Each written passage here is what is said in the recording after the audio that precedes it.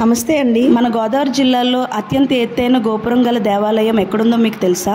అదే అండి మన గొల్లల మావిడాడ. ఈ ఆలయం తూర్పుగోదావరి జిల్లాలోని ప్రసిద్ధ పుణ్యక్షేత్రాల్లో ఒకటి. ఈ ఆలయం కాకినాడకి 20 కిలోమీటర్లు, అలాగే రాజమండ్రికి 58 కిలోమీటర్ల దూరంలో ఉంది. రామాలయానికి 2 గోపురాలు ఉన్నాయి. ఒకటి పెద్ద గోపురం, ఇందులో 13 అంతస్తులు, 2 చిన్న గోపురం, ఇందులో 8 అంతస్తులు. ఈ రామాలయంలో అద్దాల మందిరం మరొక చూడచక్కని ఆకర్షణ. ఈ అద్దాల మందిరంలో మనం చూసుకుంటే లావుగా, పొట్టిగా, సన్నగా, పొడవుగా అనేక ప్రతిబింబాల్లో మనం కనిపిస్తాము. లోపల చూడడానికి ఎంతో ఆహ్లాదకరంగా ఉంటుంది. ఈ గుడికొచ్చిన భక్తులందరూ ఈ అద్దాల మందిరాన్ని ఖచ్చితంగా వీక్షించి వెళ్తుంటారు.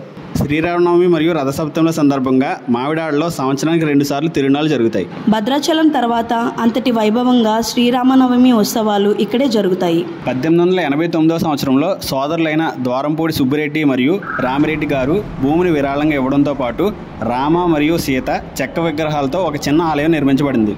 తర్వాత ఈ ఆలయాన్ని 1939లో అతిపెద్ద ఆలయంగా నిర్మించడం జరిగింది. ఈ ఆలయాన్ని చిన్న భద్రాద్రి మరియు భద్రాచలం అని కూడా అంటారు.